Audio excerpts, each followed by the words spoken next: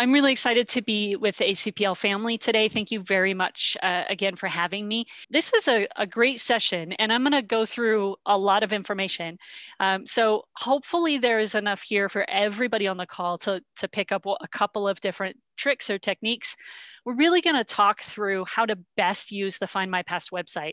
And the reason that's important, obviously, is because it's actually designed quite differently than most of the genealogy providers that we're accustomed to in North America. So as Kurt introduced, here's me. I'm Jen Baldwin. I'm the North American Content Manager and Global Ambassador Program Lead for FindMyPast. I also run the Catholic Heritage Archive Initiative. And we like to share some of our favorite discoveries. One of mine is the original image from 1635 from the collection entitled The Licenses to Pass Beyond the Seas, when my ancestor first came to Massachusetts. So today we're going to talk about a whole lot. We're going to look at getting to know FindMyPast a little bit. We're going to look at best practices on the search on the site itself. That's what we're going to spend most of our time with. Geographic search, the all record sets, the FindMyPast tree and hints a little bit, and then of course we'll do Q&A at the end. The FindMyPast family is really dedicated to connecting people to their family stories. That's our mission as an organization. And I know it sounds like I'm supposed to say this, right? Because I work for the company, but I've actually never worked for a company that embraced their mission and values as much as FindMyPast does. It's something that we're actually very proud of. So the company itself, of course, is based in the UK. Our primary main office is in London. We also have a secondary office in Dundee, Scotland, and then we have facilities in Dublin and Salt Lake City. We're owned by DC Thomson, which is a privately held company, has a very long history in newspaper publishing out in Dundee, Scotland. And our focus is really on long and healthy relationships with cultural institutions like libraries, such as ACPL and archives, but also with our customers. We really want people to be able to use us over and over again for years and years to continue to make new discoveries. That's always the goal. Our brands include FindMyPast, the British Newspaper Archive, Genes Reunited, and the Catholic Heritage Archive. So if you're unfamiliar with FindMyPast, I think one of the easiest ways to explain why we're different is really in our records collection. So if you're looking for British, Irish, Scottish, or Welsh records of any kind, you should be turning to FindMyPast. We have a massive Roman Catholic, collection from around the world that we're incredibly proud of. Historical context from periodicals and newspapers.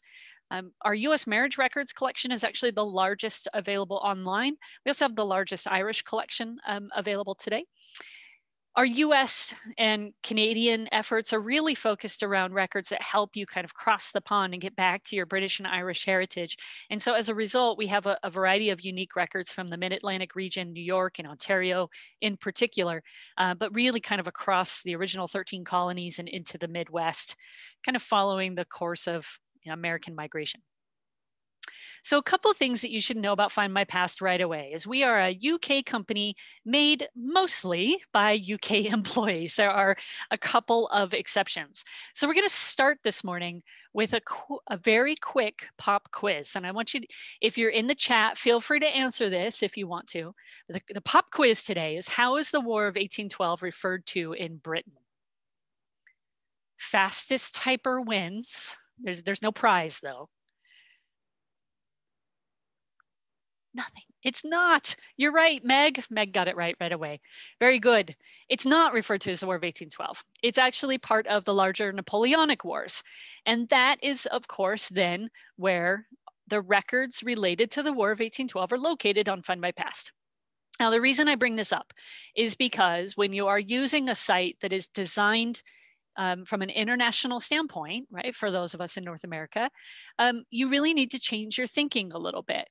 So you need to put on your British cap, if you will, and think about things like spellings, the British perspective of history.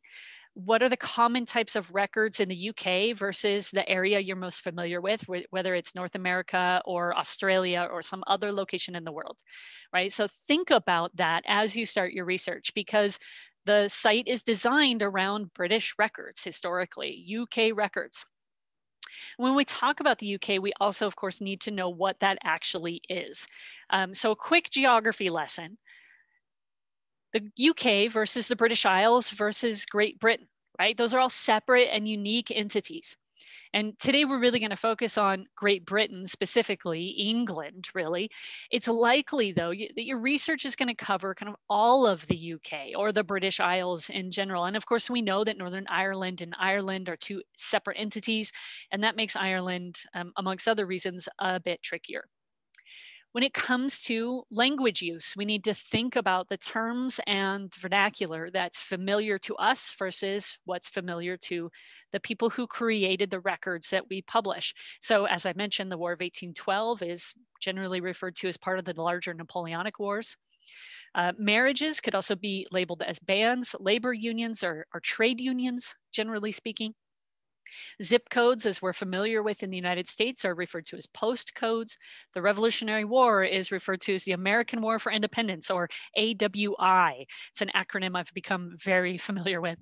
And railroad yard could be referred to as a marshalling yard. So just a handful of examples to show us that we really need to think about records written in the context of British history, because that's where most of our records come from.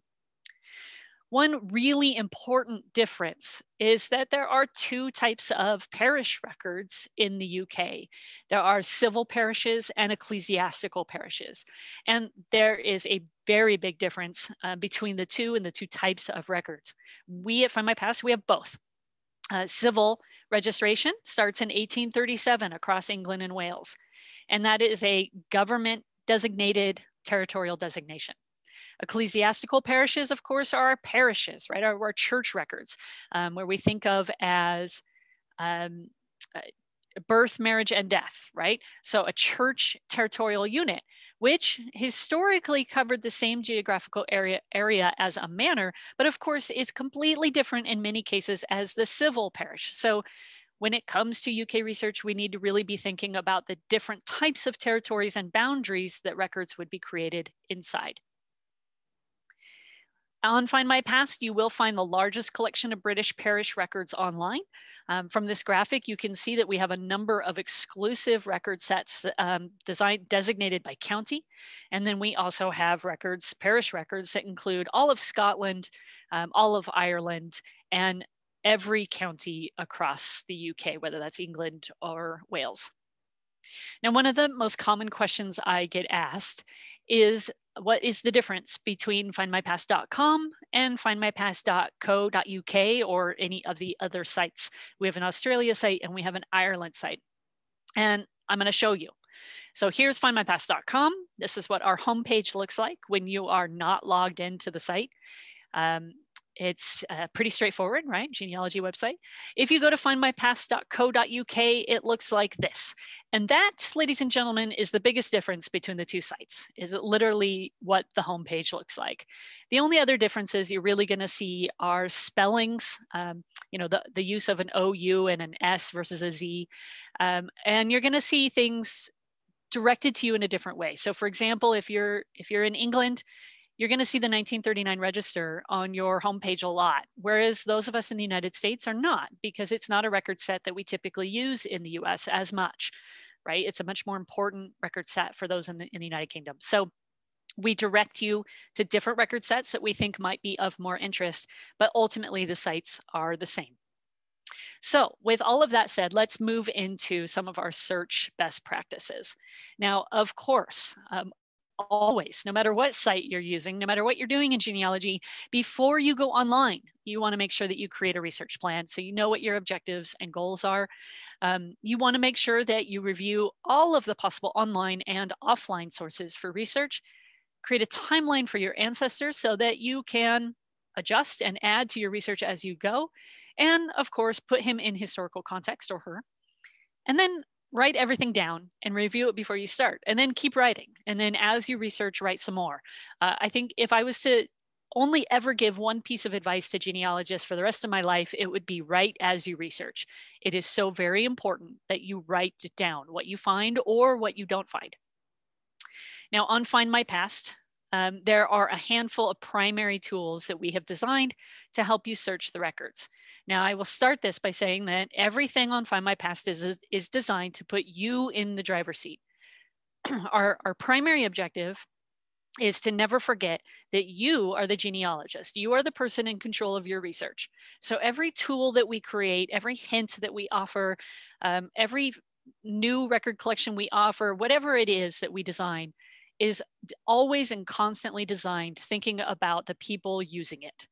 We may not always get it right for your preferences, but we do try to please the masses. So all of these options are offered to you because we have found over the years that they have been helpful to researchers around the world. So we have a global search, we have an advanced search, we have a category search, we have what used to be called the A to Z of record sets. I apologize for that typo. I forgot to fix that slide. It's now all record sets. And then we have filters and wildcards, and we're going to go through each one of these. So when you log in on FindMyPast, this is what you're going to see. This is called the dashboard. Now, if you're accessing FindMyPast through library access, right, through ACPL, it might look slightly different. But I strongly recommend that even if you are accessing through ACPL's system, that you create at least a free account on the site. That allows you to use things like our tree, our hints, and some of the other features on the site that won't cost you anything. You don't have to have a subscription, and you'll be able to track some of your research and use some of the features in a little bit of a better way. So there are a handful of ways on this initial page to get to searching records, right? The first one is very obvious. We can just search all records right here. It's automatically going to direct me to the United States and Canada records collection because that's where I'm located. So if you're in Australia, for example, it's going to automatically direct you to Australia and New Zealand. Now I can click on advanced search down at the bottom. That link is also going to direct you to your local territory. If you do use the top menu, however, if you use this little drop down where it says search, that will direct you to the world records collection, assuming you have the right subscription in hand. So that's actually where I always start, especially today, as my research right now is quite focused on a family that originated in Warwickshire County. And by the end of this lecture, you're going to be very familiar with them. So when you click on that, you get this drop-down menu. Now you have a variety of options here as well. You can search all records. You can go to our all record sets page, or you can utilize the categories. And we're going to talk about those 8 primary categories in just a few minutes. But I want to point out newspapers and periodicals and the 1939 register. And those are special categories. So if you are dedicating your hour of research time today to newspapers or to Percy, for example, you want to click specifically on newspapers and periodicals. That will get you easier access into those materials. You can access them through Search All Records. It's just a little faster if you go directly there. And then again, the same for the 1939 register. So let's talk about those 8 primary categories for just a second. Now, this is where kind of that British personality starts to come into play a little bit. Every record collection on FindMyPast is assigned a category and a subcategory, at least one of each. Now, many record sets will actually have a number of subcategories assigned to it, depending on what the material is. But those 8 primary categories that you see on the screen: birth, marriage, and death, church and religion, education and work, immigration and travel, military service and conflict, census, land and substitutes, directories and social history, and then institutes and organizations, are the 8 primary areas of the site. Everything that we publish is attached in some way to one of those categories.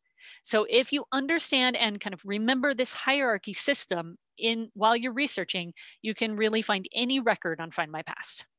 So keep that in mind as we go through today's session. All right, so when you click on Search All Records, this is what you get. Pretty standard search screen.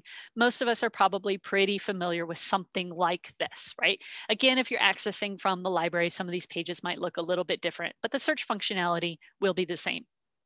Now, before we get too far into actually how to search, I want to make sure that we introduce you to our search subject for the day. I told you you'd probably get to know him pretty well throughout the hour, so we'll just go ahead and introduce him up front. This is my 4th great-grandfather, John Horatio Lawrence, and everything that is on the screen that we know about him comes from an oral history that has been handed down to me from a number of his descendants. All of his daughters sat down with his wife at some point, his widow, and they all wrote out kind of essentially the same oral family history. So everything on the screen comes from that. And I've been basing my research for the last several months off of that oral history, trying to prove or disprove whatever I can do, right? Whatever I can find. So we believe he was born in the Birmingham area of England around 1806. His father was a silversmith.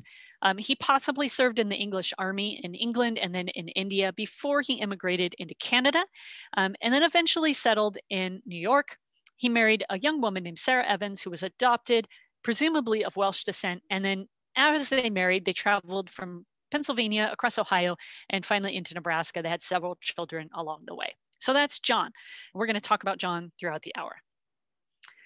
So back to world records, you can see that I've put in some very basic search filters. I always start very, very broad. I think of it as putting information into a funnel, right? You pour a bunch into the top and little drops come out the end. And those little drops are where my answers to my questions are. FindMyPast is not a site that believes in flooding you with results. We actually would rather give you results that are answers to your query versus just throwing a bunch on the pile and hoping that something works. So we really focus on providing tools that actually do that for you, right? So in this case, I want you to pay attention to a couple of things.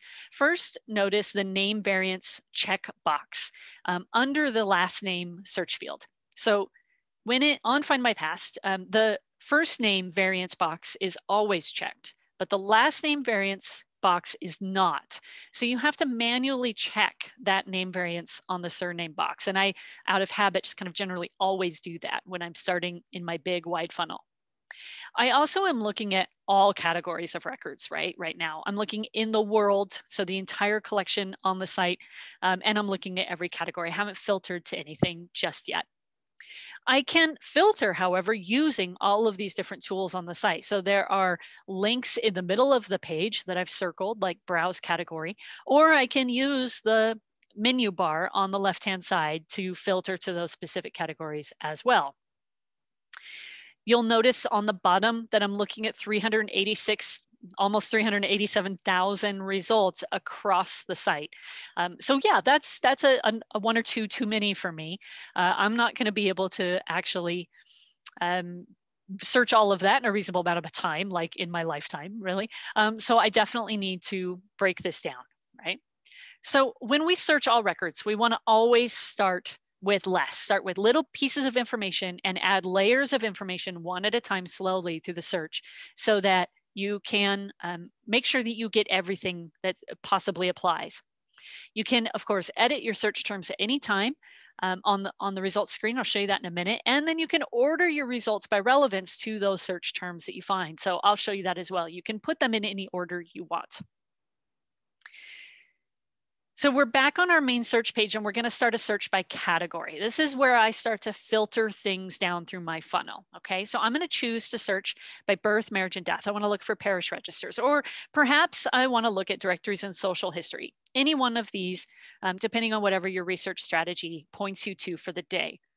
In this case, I'm actually going to look at English records, and for now, at least, I'm still in that all category, but I have filtered just to England.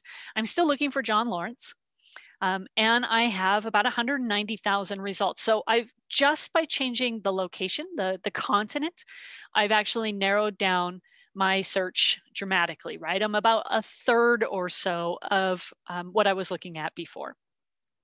As I continue to add information, such as his year of birth, or perhaps a location, you see that number at the bottom continue to drop. Now, that's one of my favorite features on FindMyPast is actually that results number down on the bottom in that blue button. That's what you search on or click on to actually get your search results. But you don't ever have to leave this page as you filter down your funnel step by step. You don't ever have to leave this page to see the effect that your added information is having. That's why I say to go slow, because you never know when you're going to take it one step too far and you can just pull that last little piece back, right? If I say, I'm going to look just for, just as an example, I put in, Birmingham in the location to make it more specific, maybe that cuts too many of those results out. I can take that specific location out, I can move it back up to the county level, and I'm right back to my 1,400 results. Okay, so let's take a look at the results page. When you click that button at the bottom, this is what you will get. I still have the ability to change a lot of things from this screen. So even though I had a really great search tool on the screen before, we don't want you to have to move back and forth between those platforms. So we've basically moved all of the variations of the search boxes into this view as well, so that you never have to move back in your browser. As I mentioned, you can sort the results to your preference. So in this case, you could click on the name of the record set at the top there next to that blue arrow, and that would sort all of the results back based on the record set it's included in alphabetical order. I could also sort by year of birth or the year of the event, which you see just to the left of record set. So anything in the top, in that top line that's in that lighter blue color is something you can click on. Right? So something you can sort the results by. And I absolutely encourage you to do that and kind of figure out which configuration works best. Maybe your research plan is directing you to look at a specific record set today. So you want to bring that one to the top and bring it to the surface. That's one way that you could do that. The other thing I want to point out before we move on is the icons to the right of the search results. There are two icons on most of these.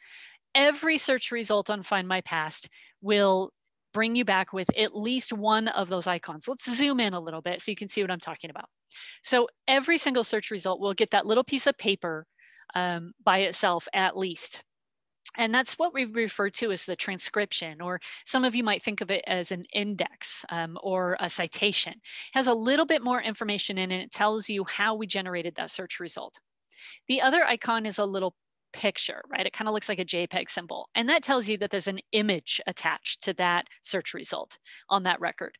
So it might be an image of the original document. It might be an image of a book or a publication. It might be an image of an index, a typed index, for example. But there is some image attached to that search result. And of course, we all want to make sure that we get to the original image as much as possible. Okay, so let's keep going on our search results. Now, I've got the ability to search on all of these different filters, of course. And notice that when you put in something like the year of birth, you have an option to give or take, right? Plus or minus 2 years. You can do 5 years or 10 years and a variety of options. So play around with the search results to make sure that you're actually getting everything possible from the site. When you click on the little piece of paper, like I mentioned, this is what you get. This is the transcription, the record transcription. So in this case, we're looking at British Army service records. And this is just to give you an idea of what the result will look like, right? This is the search result itself. So from here, you can look at the image, you can add it to your online tree, you can print it, you can download it. Of course, you can always report an error if you find one. And we do very much appreciate those reports. So in this particular instance, we're looking at a John Lawrence who was of the 44th Foot Regiment out of Warwickshire. There's an archival reference down towards the middle of the page, WO23, that actually refers to the National Archives at Kew, and I'll show you a sample of that a little later on. When we click on the image, this is what we will get. So this is the full screen with all the different various commands. And you can see this beautiful image in color of the record that comes back. We do try to scan in color as much as possible because we know there's notations on that page that you may not be able to see in black and white. So when available, we do try and scan in color, but down in the bottom right corner, you can see there's an option to download or print it. Again, you can add it to your tree. And then there's a citation or a copyright statement in the lower left. So if you're being careful about your citations, you know exactly where this came from. It is Crown copyright, courtesy of our partners at the National Archives. So that's kind of a summary view of the basic global search. Let's talk a little bit about category search. I told you at the beginning that if you understand the category system on FindMyPast, you can really find anything on the site. And that's really true. And I want you to believe that by the end of the hour. It's a much more targeted search. Always accessible via the top menu bar or within those filters as you progress through the site. It's particularly useful when you have an idea of the kind of information you'd like to find, but aren't as familiar with the specific record sets needed to get to those results. So it's a really great way to explore historical records if, for example, you're new to British and Irish research, or if you're exploring Australian records for the first time, and you're not really sure what they have and what the options are. Category search is a great way to do that. So category search looks like this. Now they all look about the same. So this is the birth, marriage, and death or parish registers category search. One of the biggest pieces that I think most people overlook on these pages is actually to scroll down. There is a ton of information underneath that section at the bottom that says learn about these records. We actually typically write those ourselves. We try to include important vocabulary, for example, or search tips and tricks that might apply to that specific category or that specific record set. So on every page on FindMyPast, I really encourage you to scroll down and see what else is there. Now you can see on the left-hand side, we're in the birth, marriage, and death category. You can also see it across the top, right? So there's some descriptive information there. And then again, there's that learn about these records and useful links and resources. So there's information kind of all over the page. Again, this is all designed to put you in the driver's seat to make sure that you have the information you need to appropriately use these records and apply them to your family history. So let's take a look at a real example. Now, in this case, I'm looking in education and work. I'm looking again for John Lawrence because I believe that he may have served an apprenticeship, before he left England. So I'm going to go to education and work, and I'm going to do a search for John Lawrence, right? I get 28 results just based on his name and the county. I haven't entered anything else into my search boxes. I can also, of course, filter to a subcategory at this point by using that left-hand column. Or if you're not familiar with what's in those subcategories, you can use these links here. Now, when I click on Browse Subcategory here, what I get is a checkbox, right? This allows me to choose multiple subcategories at one time. So I'm going to go ahead and select Apprentices and see what my results look like.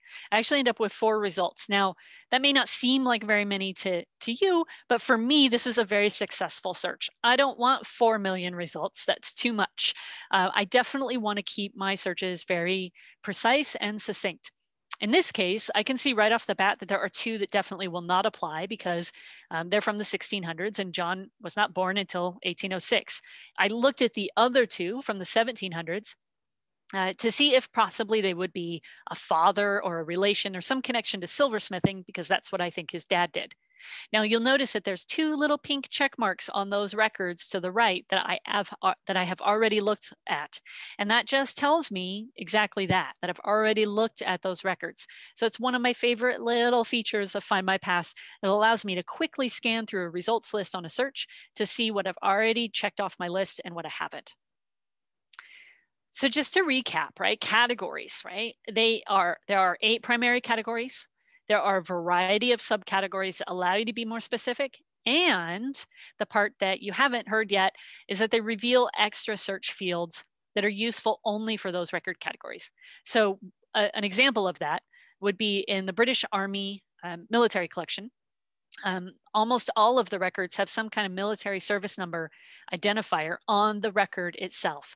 And we have built a search field so that you can search by that number versus a name to make sure that you don't miss something, right? Because what if the name isn't readable and we couldn't index it? You might not be able to find that record by searching by name.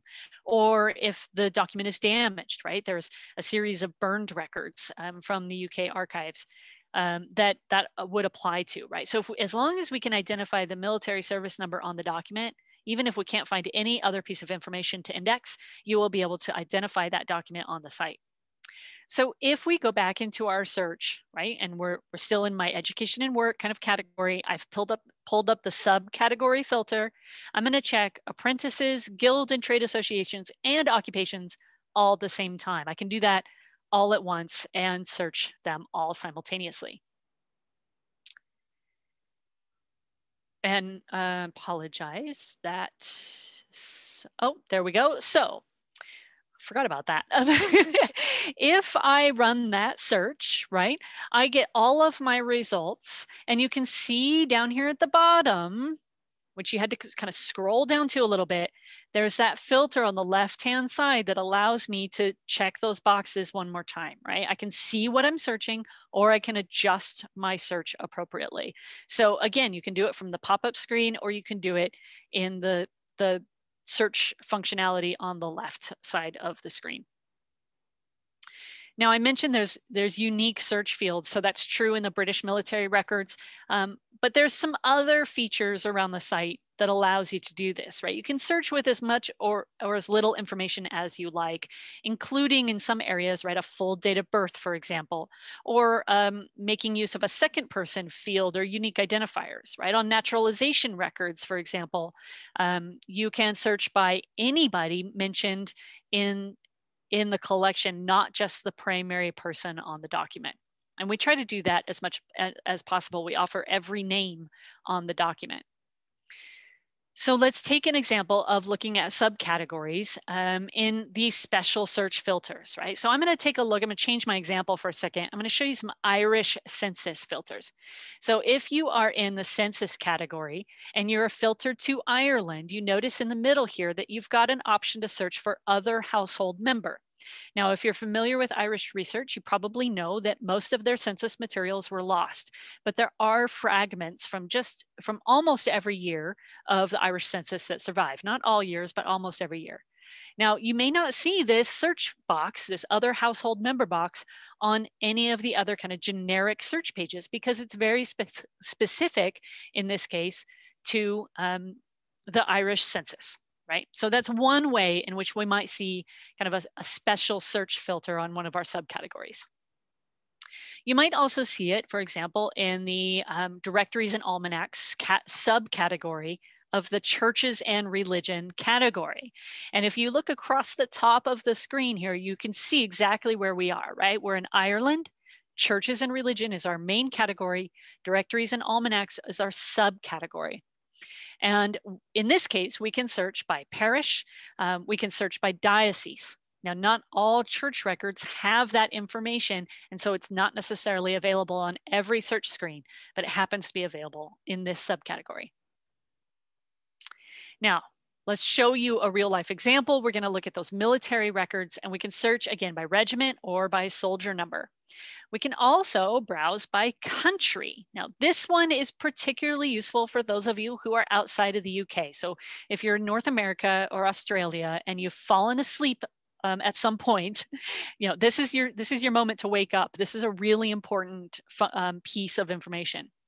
When you click on that country search, you can type in kind of anything you want, but I encourage you to scroll through the list because you might find that the records you want is indexed in a different way, right? And keep in mind, I think someone asked on the chat actually a few minutes ago, do we have Revolutionary War era records? Well, we do actually for the American Revolution, but many of them are hidden in the British military collection because they're records of the British Army fighting in North America. So when we look at country, we want to look at all of the options that are historically appropriate. So if the record says British America, that's how it's indexed. So you can search, as you see on the screen, by British America. If it says United States of America, you want to select that. Now notice in the middle, there's a USA, and then there's a USA with spaces, because we have indexed it exactly as it's listed on the document.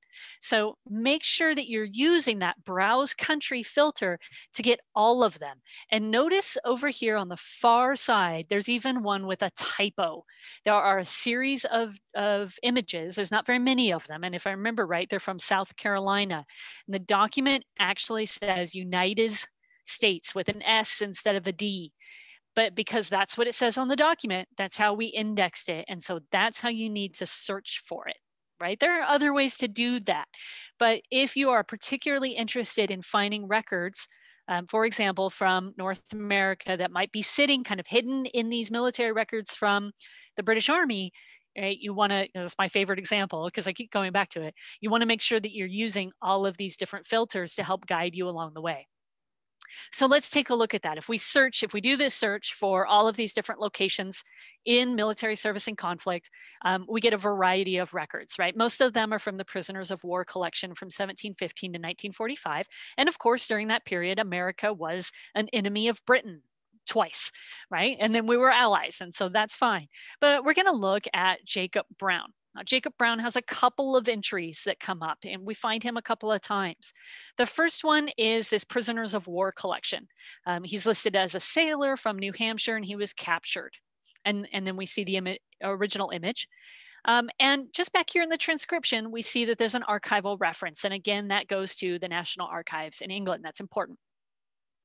Now, the second entry for Jacob looks very similar. It still says that he's from New Hampshire, and it still says that he was held as a prisoner of war. But as you can see, the image is different. It is a different record, and the archival reference is actually different, right? They're two different records.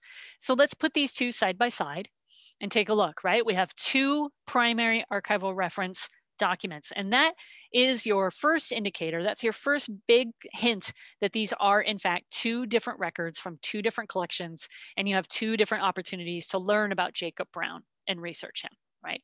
So make sure that you're looking at all of the different details in these transcriptions and in the search screens so that you can really utilize the tools that FindMyPast has developed.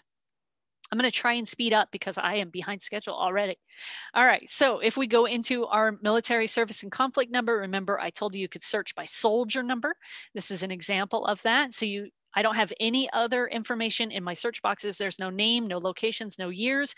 I just type in the soldier number. I have 11 results to take a look at. And you notice, of course, that they're all different people, right? I'm still looking for John Lawrence, and there is a John Lawrence on the screen, but it has only searched for soldier number. Now, the one I'm interested in, or possibly interested in, is John Edward Lawrence, not to be confused with J.E. Lawrence. They're from only a year apart. So it's important to remember that these numbers were duplicated. And that's what's happening on this screen is you have a number of different time periods where the numbers are used more than once. So thank you, Royal Air Force, for using the same number for J.E. Lawrence as the British Army used, or excuse me, they are both Royal Air Force for John Edward Lawrence. Right? So when we look at the document, one of those documents that comes back, we can find his service number in this case, in two different locations. So depending on the record that you're looking at, look for that kind of serial number to see if you can find it and then go back and conduct your search again by the number. Also, and this is just general good advice for all genealogy websites, is to just watch for new features. This is one that I'm particularly excited about. I do a lot of fan research, a lot of friends, associates, and neighbors. And we have this wonderful collection called the Passenger List Leaving the UK from 1890 to 1960, which of course is one of the major periods of immigration into the United States. And this is an important collection because Liverpool happened to be one of the largest ports in the world at this time. So there was thousands, millions of people traveling through Liverpool during this period. So in this case, I'm going to look for some of my Canadian relatives because my John Lawrence is already well settled in the US by this time, so he's not going to be included in this set. So I'm simply going to search for the last name of Bezanius because it's an unusual one, and I know I'm not going to get very many results back. I find one that's interesting. Her name is Christine Bezanius. She is in fact a relative of mine. She departed Liverpool in 1897 and was headed for Quebec. Now, this has all been available for quite some time. So you're asking, what's the new feature? Well, it's this button right here. So what we've done is we've taken the data from the passenger list and we've sorted it by ship, by vessel, and we've sorted it by voyage. So if I click on that little see who they are button, I get a list of everybody that was on the vessel with Christine. Right, so the search has changed. It's now searching for the ship name and the voyage ID that we have given that particular record on the, the backside of the site. And I see everybody that's traveled with her on that vessel. Now, this is a really exciting development, right? You could have done this just as yourself, right, a month ago. But what we've done is we've taken all that manual work out of that process and given it to you in one click. So for those of you who are looking for additional passengers or possibly someone who, and you see on this list, there's people with only a first letter of their last name or maybe a question mark because our indexers weren't able to properly index that record and tell who that person is, right?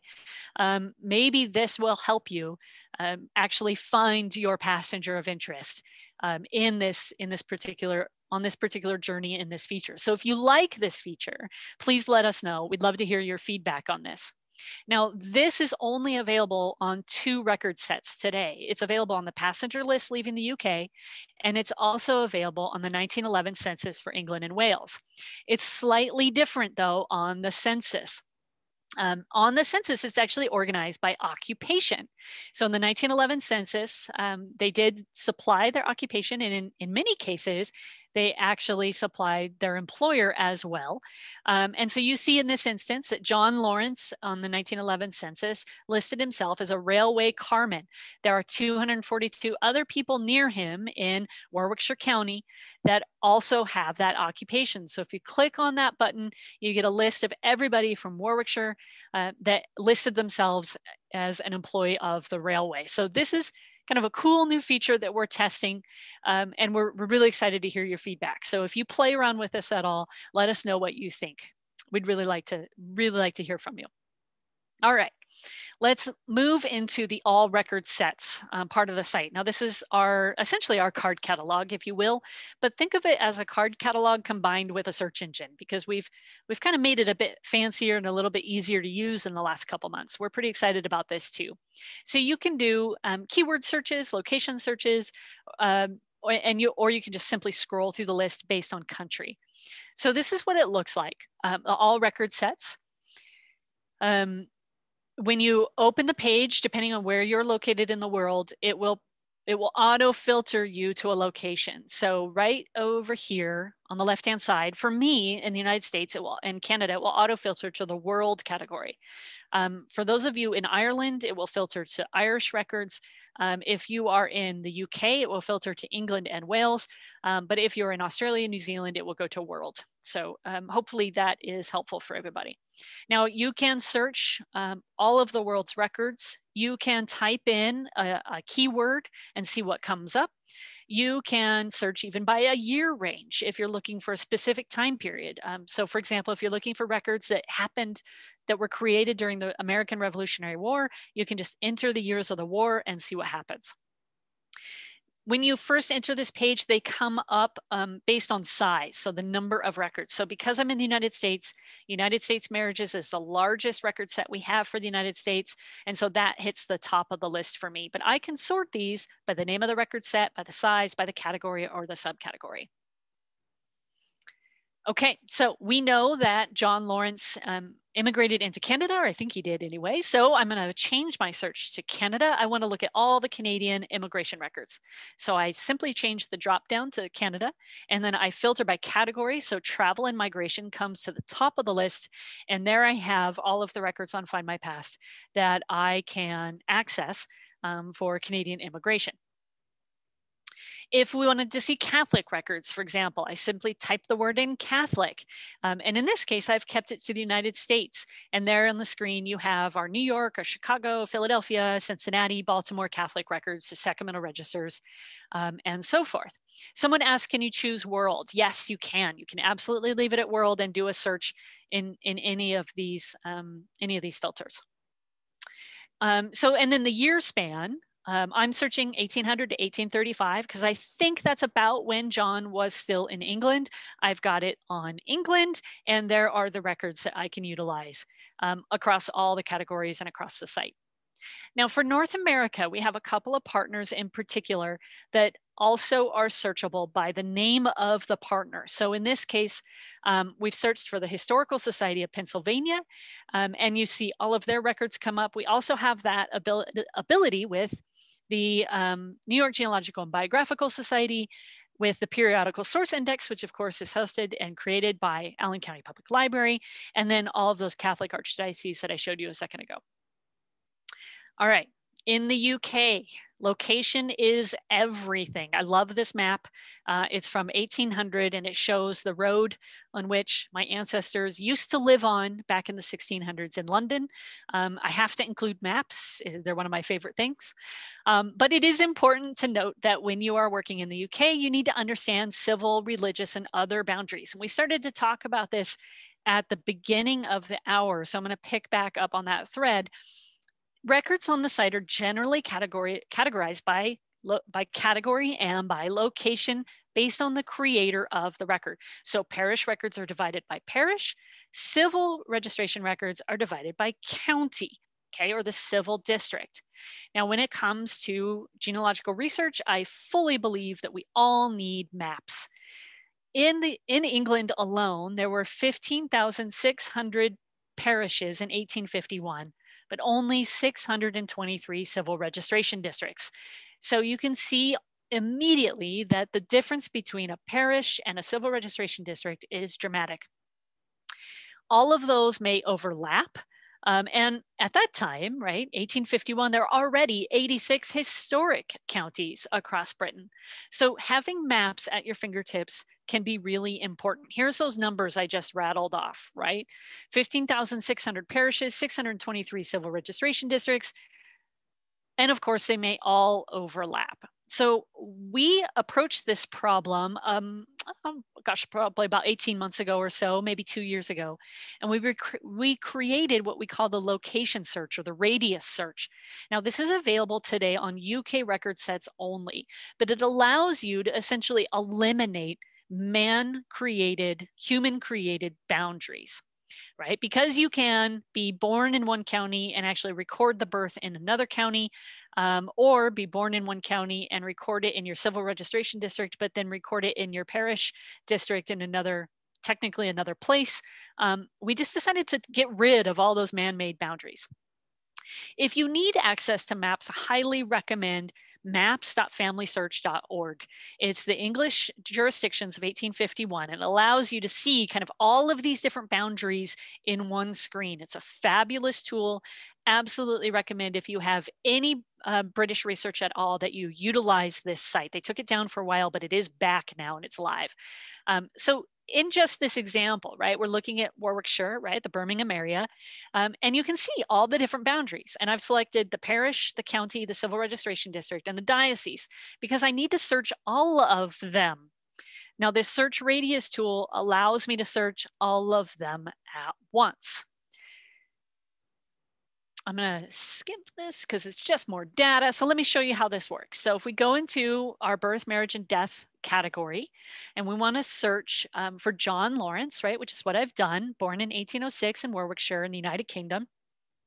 I've upped the search radius up to 10 miles. It sits on 5 normally. And in my search, I actually find that I need to pull it up again to 20 miles. Now, that may not seem like a lot of space to those of us who are in North America or maybe Australia. But remember that if you go 100 miles, you've essentially crossed half of England, right? It's not that big of a space geographically.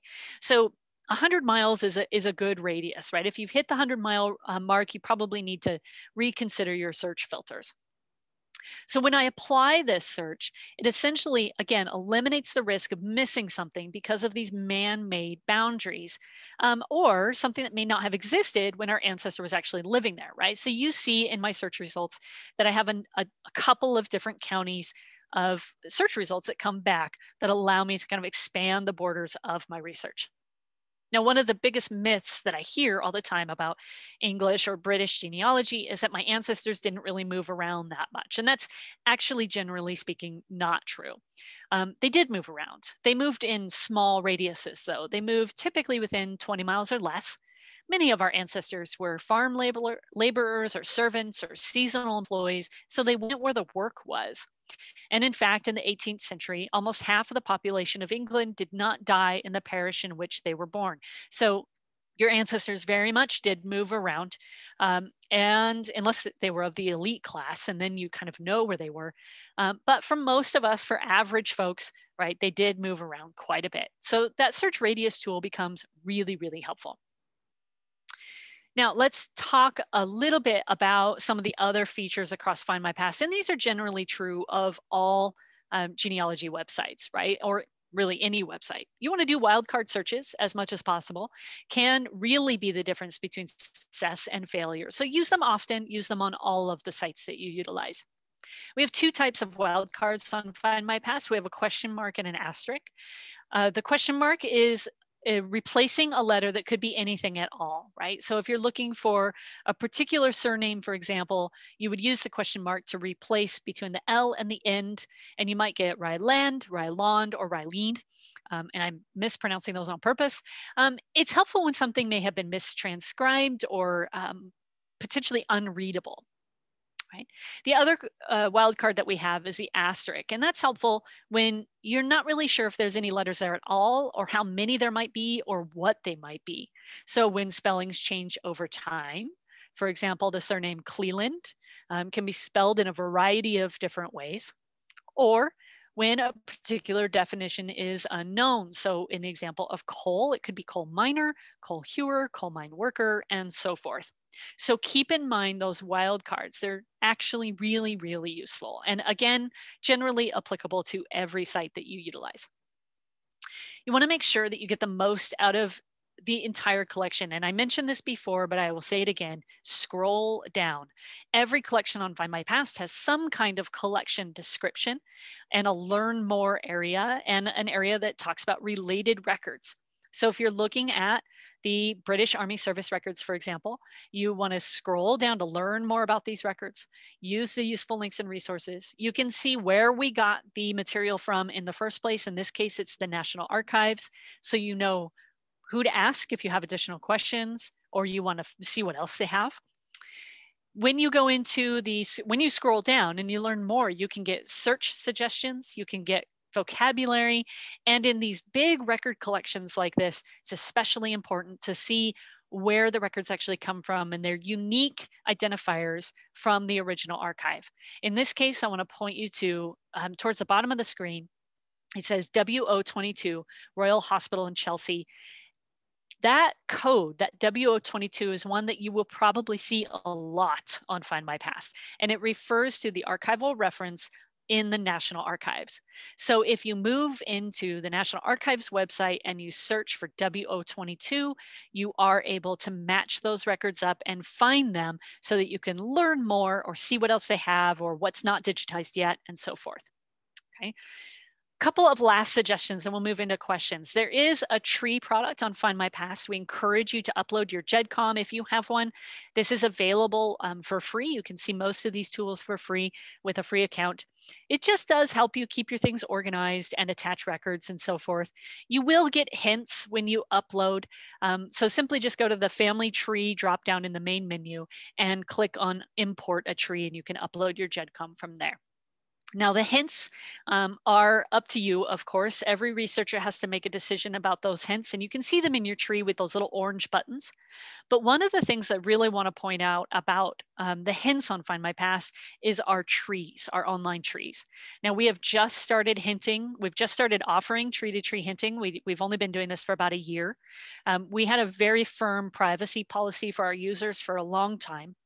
But what we learned when we launched this feature is that FindMyPast trees collectively kind of contain details of millions of UK individuals spanning hundreds of years. And when we surveyed our customers, we found that the vast majority, I think it was over 80% of our customers, do not have a tree on any other website. They just have their tree on FindMyPast. So for those of us in North America looking to connect over the seas, and I think especially about our Irish community, right? If you are looking for someone who matches your tree, who's still in Ireland, you need to have your tree on FindMyPast. So that you can actually match up in that tree-to-tree hinting. We're still very committed to privacy. We're still very committed to accuracy, but we have this wealth of knowledge that our users have contributed, and we want to make sure that that gets out there and available to share. One of the features that we just added to be able to do this is, of course, user-to-user hinting. Now, this is a pretend example because I didn't want to share anybody's kind of private message, right? But this is what it looks like when you start to share messages on FindMyPast. I really encourage you to share your GEDCOM, especially if you're kind of hitting a British Isles brick wall. You may find that those tree-to-tree hints become really helpful. Okay, in summary, a couple of quick kind of points to take away. Having a free account on FindMyPast is better than nothing at all, even if you're using library access to access the records. You want to make sure you're searching FindMyPast collections in multiple ways. Manipulate those filters. Really spend some time learning about the filters, the categories, the subcategories, so you understand how the system works. You can make the most of your research time. Think about your research in different terms, right? Think about it from a British or an Irish perspective, depending on who created the record. Don't expect thousands of results. The system is built for accuracy more than quantity. And of course, utilize those trees and hints by uploading your GEDCOM. With that, I will leave our contact information up for a minute